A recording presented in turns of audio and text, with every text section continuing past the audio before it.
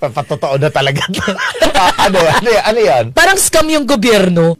Parang siyang greatest scam. Parang ang laki niyang scam. Isipin mo lahat tayo may ambag. Oo. Lahat tayo may, kahit hindi ka po nagtatrabaho mga idol, yung binibili niyo po, may mga tax po yan. May VAT po yan. Lahat po yan. Lahat po tayo dito. Lahat po ay may ambag po tayo sa gobyerno. Pero bakit po hindi natin maramdaman? Yan. Punta ka ospital. Pupunta kang ospital. Antayin ka pa mangisay bago ka pansinin kasi walang Yes. hindi maayos ang pasilidad. Yes, hindi maayos ang pasilidad, pati ang healthcare ng mga healthcare professional, sila na mismo hindi rin maayos. Correct. Oo. 'Di ba? Yung ano sa kanila, yung pagbibigay ng plantilla, hindi rin maayos. Oo. 'Di ba? Ano ka, RN ka, pero JO ka lang. Yes. Yung ganyan, parang, ano ba yan?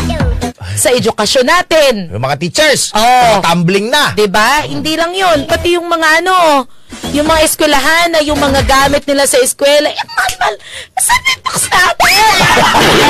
Pigil ako.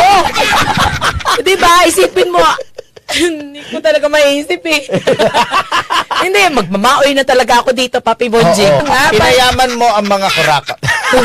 Diba, isipin mo yon, tapos araw-araw ang dinadaanan ko po ay lubak-lubak. Yan. Diba? Araw-araw nakikita ko yung traffic. Agree ako sa sinabi mo.